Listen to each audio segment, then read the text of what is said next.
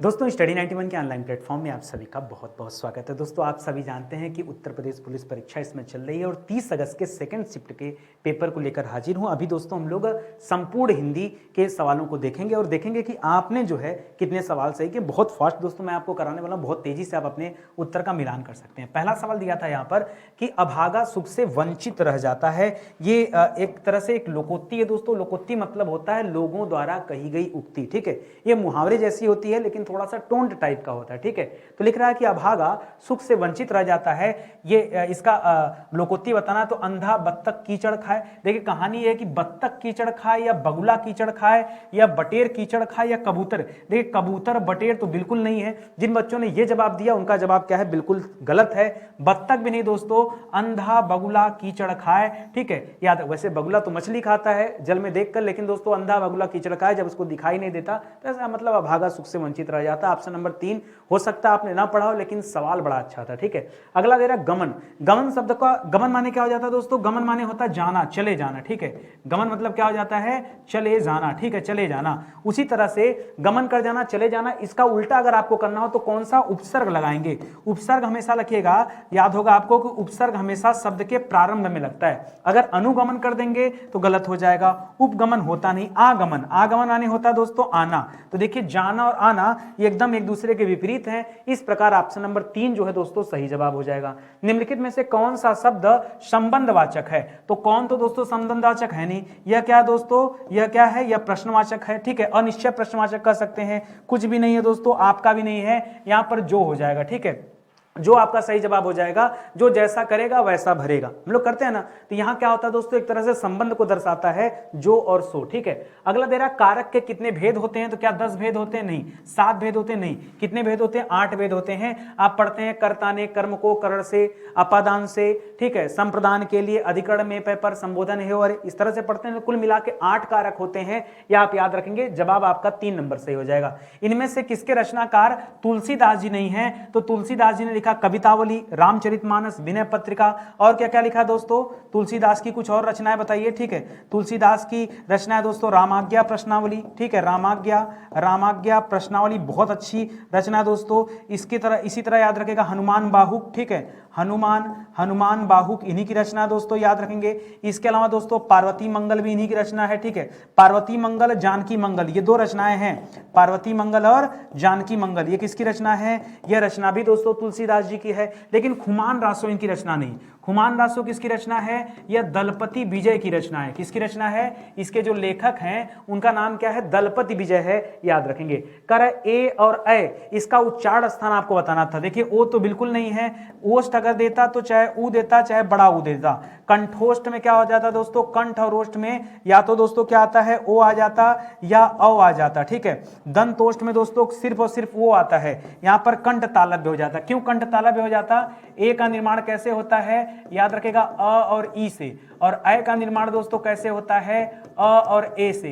अ को बोलते हैं कंठ, ई को बोलते हैं तालव्य। दोनों को जोड़ देंगे तो कंठ तालव्य हो जाएगा, ठीक है। तो जिन बच्चों ने ऑप्शन नंबर डी किया उनका जवाब सही है। करा स्वर्ग, पृथ्वी और हिरण ये किसके अनेकार्थी हैं? चराचर के नहीं, गोचर के। गोचर मतलब होता है दोस्तों अलग हो जाता है, अगोचर गोचर। यहां गो का होगा दोस्तों गो का मतलब देखिए याद रखेगा, गो का मतलब स्वर्ग भी होता है, गो का मतलब दोस्तों पृथ्वी भी होता है, गो का मतलब दोस्तों हरिण भी होता है, गो का मतलब दोस्तों सूर्य भी होता है, नहीं पता होगा। गो का मतलब दोस्तों गाय भी होता है, ये सब दोस्तों होता है। खेचर माने होता है विचरण करने वाला, ठीक है, वो अलग हो जाएगा। 1973 में साहित्य अकादमी पुरस्कार आलोक पर्व के लिए जो मिला था वो किसे मिला था? भीष्म साहनी की रचना नहीं दोस्तों। आलोक पर्व जो है ये हजारी प्रसाद द्विवेदी जी की प्रसिद्ध रचना है। तो ऑप्शन नंबर बी जो है दोस्तों ये सही जवाब हो जाएगा। 2002 में एक रचना आई थी दोस्तों, 2 पंक्तियों के बीच। ये जो कविता है दोस्तों इसे किसने लिखा था? तो अरुण कमल ने नहीं, इसे लिखा था भैया राजेश जोशी जी ने। किसने लिखा था?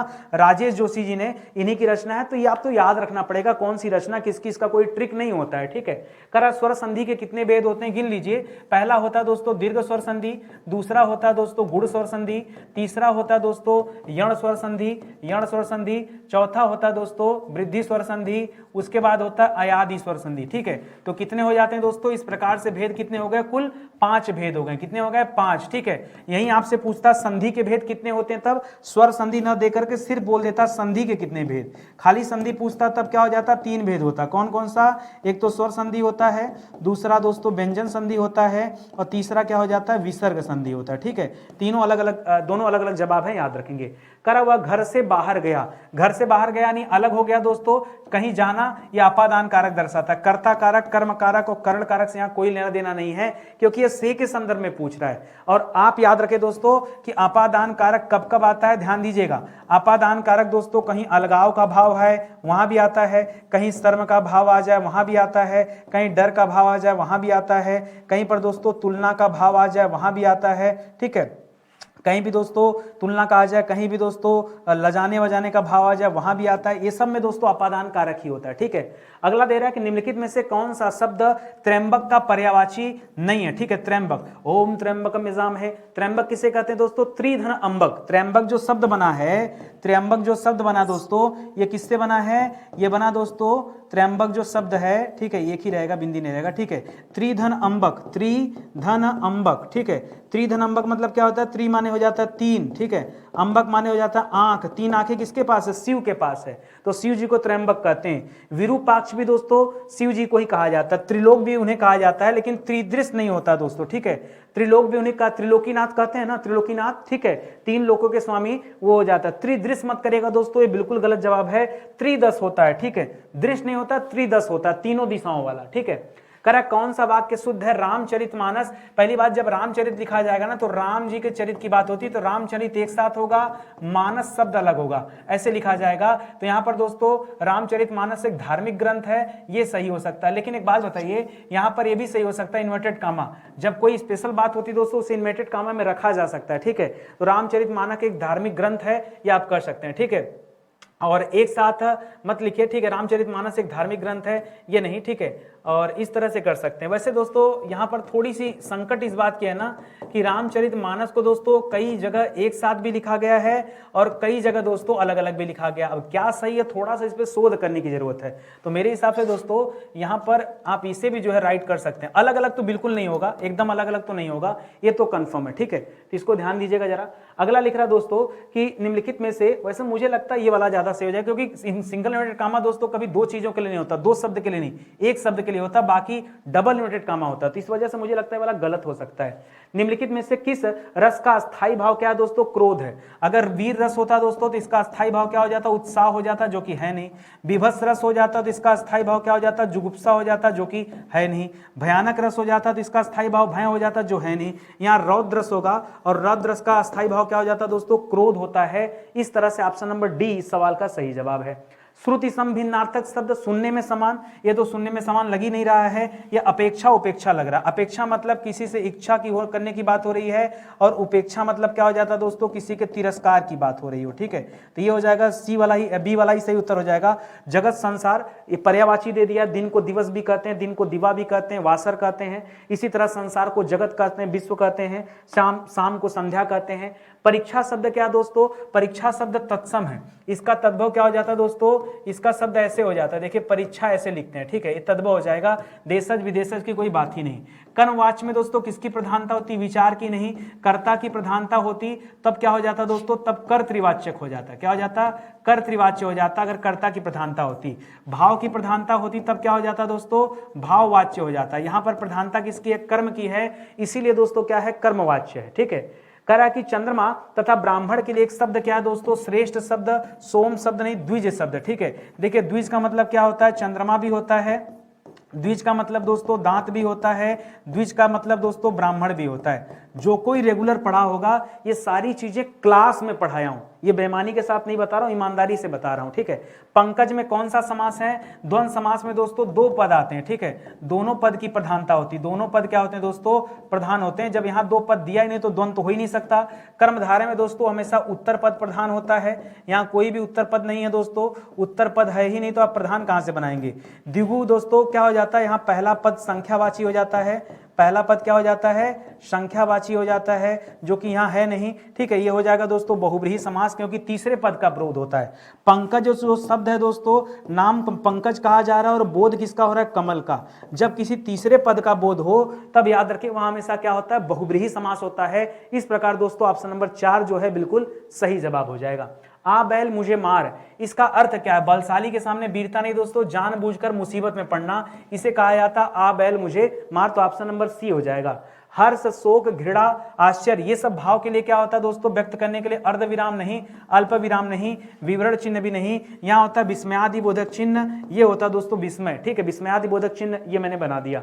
निम्न में से कौन सा शब्द तद्भव है दोस्तों, स्थान दोस्तों तत्सम है, यौवन भी तत्सम है, निर्झर भी तत्सम है दोस्तों, जीव क्या है, तद्भव है, ठीक है। जीव कैसा शब्द है दोस्तों, ये आपका तद्भव है। बात आती है सर अगर ये तद्भव है तो इसका तत्सम क्या होगा, इसका तत्सम होता है जिह्वा, क्या हो जाता है, जिह्वा हो जाता है, ठीक है। अगला दे रहा है नमल सुंदर श्याम शरीर, यहाँ दोस्तों सासी से नहीं दिख रहा है, नहीं, नमल सुंदर सा श्याम शरीर ऐसे होता है दोस्तों, उपमा अलंकार होता है। उपमा अलंकार की पहचान है सासी से सम समान, ठीक है, सम समान शरीर, सम समान शरीर से सब किसका उदाहरण दोस्तों, ये उपमा अलंकार का, रूपक भी नहीं होगा दोस्तों। इस प्रकार से ऑप्शन नंबर 3 जो है सही जवाब हो जाएगा।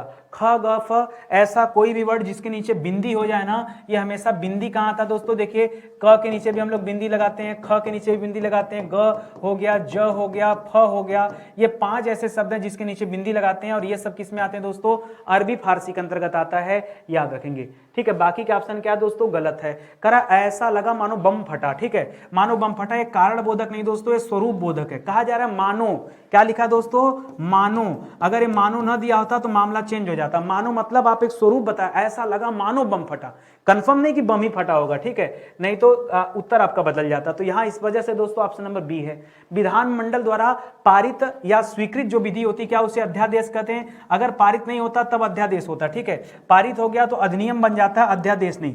आपको पता होगा अध्यादेश और अधिनियम क्या होता है, कोई भी कानून जब प्रेजेंट किया जाता है तब वो अध्यादेश होता है, जब अध्यादेश होता है तब उसे बिल कहते हैं, जब अधिनियम कोई चीज बन जाता है तब उसे एक्ट कहते हैं, ठीक है, यही अंतर होता है। पॉलिटी पढ़ा होगा। अर्धविराम किसे कहते हैं दोस्तों, ये जो चिन्ह है ये उपविराम का चिन्ह है, ये उपविराम का चिन्ह है तो गलत हो जाएगा। ये अर्धविराम का चिन्ह है, किसका चिन्ह है, ये जो चिन्ह दे रहा है ये अर्धविराम का चिन्ह है, ये जो चिन्ह दे रहा दोस्तों ये अल्पविराम का चिन्ह दे रहा है, अल्पविराम, ठीक है, और ये जो चिन्ह दे रहा है ये योजक चिन्ह दे रहा है। तो बाकी का ऑप्शन तो गलत है, जो सही है ऑप्शन नंबर 2 सही है, ठीक है। इतना स्पीड में आपको सोल्यूशन करा रहा हूं, बस खाली आप देखते चलो। निम्नलिखित में से किस वाक्य में अकर्मक क्रिया है, मैंने आपको समझाया था अकर्मक कहां आता है, जैसे क्या आ जाए दोस्तों, कहीं पर रोना आ जाए, ठीक है, कहीं पर दौड़ना आ जाए, ध्यान दीजिएगा, कहीं दौड़ना आ जाए, कहीं सोना आ जाए, ठीक है, कहीं भागना आ जाए, कहीं टहलना आ जाए, ठीक है, टहलना आ जाए, या फिर उड़ना आ जाए, ठीक है, उड़ना आ जाए, ठीक है, या बरसना आ जाए, ठीक है, ये सब दोस्तों क्या होता है, यहाँ पर क्या हो जाता है दोस्तों, ये अकर्मक क्रिया होता है। कर मोहन, राम मोहन को रुला रहा है, लेकिन यहाँ पर मोहन दे दिया, ठीक है। अगर मैं कहूँ बच्चा रो रहा है तब दोस्तों अकर्मक हो जाता, यहाँ तो कर्म मिल गया ना कि कौन रो रहा है, तो मोहन रो रहा है। क्या पिसवाया जा रहा है, गेहूं पिसवाया जा रहा है, तो पिसवाना के साथ गेहूं दे दिया, इस वजह से भी नहीं होगा। पानी बरस रहा है, तो यहाँ पर दोस्तों ये सादा है। मोहन निबंध लिखता है, देखिए लिखना होता खाली तो अलग बात होती, लेकिन दे दिया कि निबंध लिखता है, तो यहाँ पर दोस्तों बी ऑप्शन जो है सही हो जाएगा। निम्नलिखित प्रश्न में 4 विकल्पों में से उस विकल्प का चयन करें जो शब्द युग्म का सही विकल्प हो। करा सूची, और सूची माने क्या होता है, तो एक जो सूची दिया दोस्तों, एक जो सूची दिया है ये वाला सूची, इस सूची का मतलब, और एक दिया सूची, तो ये दूसरी वाली जो सूची है दोस्तों इसे तो लिस्ट कहते हैं, लिस्ट मतलब हो गया तालिका, लिस्ट का मतलब क्या हो गया, तालिका, और ये जो सूची दिया दोस्तों इसका मतलब होता है सुई, ठीक है, तो सुई और तालिका याद रखेगा। ऑप्शन नंबर सी जो है दोस्तों इस सवाल का सही उत्तर हो जाएगा। करा निम्नलिखित में से एक वाक्य में विशेषण का प्रयोग नहीं हुआ है। विशेषण क्या करता है, संज्ञा सर्वनाम की विशेषता बताता है। करा वह परिश्रमी भी है, वह लड़का विद्यार्थी है, ठीक है, अच्छा वह विद्यार्थी, वह प्रबुद्ध विद्यार्थी, यहाँ विद्यार्थी को प्रबुद्ध बताया जा रहा है तो यहाँ तो विशेषण है, ठीक है। यहाँ पर वह परिश्रमी भी है तो वो सर्वनाम को दोस्तों परिश्रमी बताया जा रहा है, लड़का को विद्यार्थी बताया जा रहा है, तो यहाँ पर दोस्तों वह विद्यार्थी है, यहाँ पर दोस्तों कोई भी विशेषण नहीं है, क्योंकि जो विद्यार्थी शब्द दोस्तों विशेषण नहीं में आएगा, ठीक है। तो याद रखेंगे यहाँ पर बी ऑप्शन जो है वह बिल्कुल सही जवाब हो जाएगा। अन्या से अनन्या ये किसकी रचना दोस्तों, ये प्रभा खेतान की रचना है, ठीक है। मैत्रेयी, पुष्पा, मृदुला, गर्ग, कृष्णा, सुमति, ये सब गलत है। कृष्णा सुमति का पुष्पा नंबर 203 नाला सुपाड़ा, याद है ना, वो रचना उनकी। अर्घ्य का अर्थ क्या होता है दोस्तों? भगवान को अर्घ्य दिया जाता है, सूर्य जी को अर्घ्य दिया जाता है, पूजनीय दोस्तों इसका अर्थ होता है। बाकी का उत्तर क्या है? गलत है, ठीक है। तो अर्घ्य मतलब क्या होता है? पूजनीय होता है। बहुत सारे लोगों ने यहाँ पर पाप किया, गलत जवाब है दोस्तों, ध्यान रखेंगे। यहाँ पर बाकायदा आपको गद्यांश दिया था, इसी गद्यांश का जवाब देना था। पढ़ेंगे तो यहाँ संस्कृति और सभ्यता के बारे में बहुत सारी बातें बताई गई हैं। उत्तर पे आता हूं सीधा। लिखा था कि सभ्यता का अभिप्राय क्या है? करा युग युग की ऐश्वर्यपूर्ण कहानी नहीं, मानव को कलाकार बनाना नहीं, मानव को भौतिक विकास का विधायक गुण जो होता है दोस्तों, इसी को कहते हैं क्या? इसी को कहते हैं सभ्यता। यहाँ साफ तौर पे लिखा है कि सभ्यता क्या होता है? सभ्यता मनुष्य का वह गुण है जिससे वो अपनी बाहरी तरक्की करता है और संस्कृति से आंतरिक तरक्की करता है। सभ्यता से बाहरी और संस्कृति से आंतरिक तरक्की, ठीक है। तो यहाँ पर ऑप्शन नंबर सी जो है दोस्तों सही जवाब हो जाएगा। करा सभ्यता सवाल कर दिया, अब संस्कृति का सवाल दे रहा है। करा मानव की आत्मिक उन्नति का जो गुण है दोस्तों वही तो संस्कृति है। हर युग में प्रासंगिक विशिष्ट नहीं, बाकी सब गलत ऑप्शन है। अभी मैंने आपको बताया, अगली लाइन ही दिया दोस्तों कि भीतरी उन्नति जो होता है मनुष्य की वही संस्कृति है। तो ऑप्शन नंबर 1 सही हो जाएगा। करा संस्कृति का मूल स्वभाव क्या ये बताइए। करा एक समुदाय के जीवन में जीवित रहती, ऐसा नहीं कि एक ही समुदाय में, ढेर सारे समुदाय में दोस्तों संस्कृति जीवित रहती है। मानव में भेदभाव नहीं रखता, ऐसा कुछ नहीं है। मानव की आत्मविश्वास शक्ति नहीं, ये संस्कृति का मूल स्वभाव है कि संस्कृति आदान प्रदान से बढ़ती है। देखिए लिखा है संस्कृति का स्वभाव है कि वह आदान प्रदान से बढ़ती है, साफ तौर पे लिखा है। जो लिखा है वही आपको चूज करना है। तो ऑप्शन नंबर डी जो है इस सवाल का सही जवाब हो जाएगा। कह संस्कृति सभ्यता से इस रूप में भी भिन्न है कि संस्कृति, यहां पर देखिए एक लाइन लिखा है कि संस्कृति इतने मोटे तौर पर दिखलाई नहीं देती, वह बहुत ही सूक्ष्म और महान चीज है। संस्कृति क्या है? सूक्ष्म और महान है। तो लिखा है संस्कृति सभ्यता से इस रूप में भिन्न है कि संस्कृति सभ्यता की अपेक्षा अत्यंत सूक्ष्म होती है। ये आप कर सकते हैं। तो बाकी के ऑप्शन जो है दोस्तों ये ऑटोमेटिक गलत हो गए। ऑप्शन नंबर डी जो है ये बिल्कुल सही जवाब है, ठीक है। और आगे आ जाइए।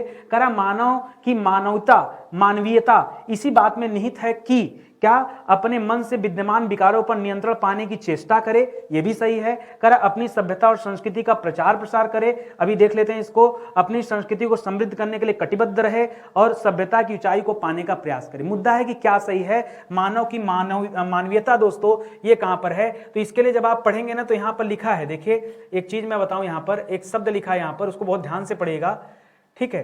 जहां पर विकार दिया है, ये दिया ना कि मानव के भीतर काम, क्रोध, लोभ, मद, मोह, मत्सर, ये 6 विकार प्रकृति के दिए हुए हैं। मगर ये विकार अगर बेरोक छोड़ दिए जाए, इनको रोका न जाए, तो आदमी इतना गिर जाए कि उसमें और जानवर में कोई भेद न रह जाए। इसीलिए आदमी इन विकारों पर रोक लगाता है। इन दुर्गुणों पर जो आदमी जितना ज्यादा काबू पाता है उसकी संस्कृति भी उतनी ऊंची समझी जाती है, ठीक है। तो मानव की मानवीयता दोस्तों इसी में निहित मानी जाएगी, क्योंकि और बाकी का आप पूरा पढ़ेंगे तो आपको इस तरह से मानवीयता के बारे में और कुछ खास यहाँ पर नहीं बताया गया, ठीक है। तो कुल मिला जुलाकर दोस्तों यहाँ जो लिखा है कि संस्कृति ऊंची समझी जाती है, यहाँ पर सभ्यता की बात करा तो ये तो मत करिए। संस्कृति को समृद्ध करने के लिए कटिबद्ध रहे, उतना भी नहीं, ठीक है। तो यहाँ पर जो मुझे लग रहा है कि ऑप्शन नंबर 1 हो जाएगा कि अपने मन में विद्यमान विकारों पर नियंत्रण पाने की चेष्टा करे, वही दोस्तों मानवता उसी बात पर निहित है। क्योंकि अगर ये सब लगा रहेगा तो फिर कहाँ देश आगे जाएगा, कहाँ व्यक्ति आगे जाएगा, कहाँ संस्कृति आगे जाएगी, कहाँ सभ्यता आगे जाएगी। अगर व्यक्ति के अंदर ऐसा भाव हो, ये जो प्रकृति के दिए गए 6 क्या है दोस्तों, 6 ऐसे उपहार नहीं, इनको उपहार, इनको अभिशाप कर सकते हैं कि ये जहां रहेगा दोस्तों व्यक्ति खत्म ही हो जाएगा, ठीक है। तो इस प्रकार दोस्तों ऑप्शन नंबर 1 जो है बिल्कुल सही जवाब है। तो बहुत कम समय में आपको ये सोल्यूशन कराए जा रहे हैं। इसी तरह से जो पहला शिफ्ट हुआ था उसमें भी हमने हिंदी और जीएस का सोल्यूशन करा दिया, आप मैच करा सकते हैं। ये दूसरे शिफ्ट का सोल्यूशन है, ठीक है। पीडीएफ आपको है अवेलेबल कराया जा रहा है, तो आप चाहें तो वेबसाइट पे एक बार चेक कर सकते हैं, ठीक है। इसी के साथ ये सेशन समाप्त होता है। तब तक के लिए बहुत बहुत धन्यवाद आप सभी का। जय हिंद, जय Bharat. Thank you so much.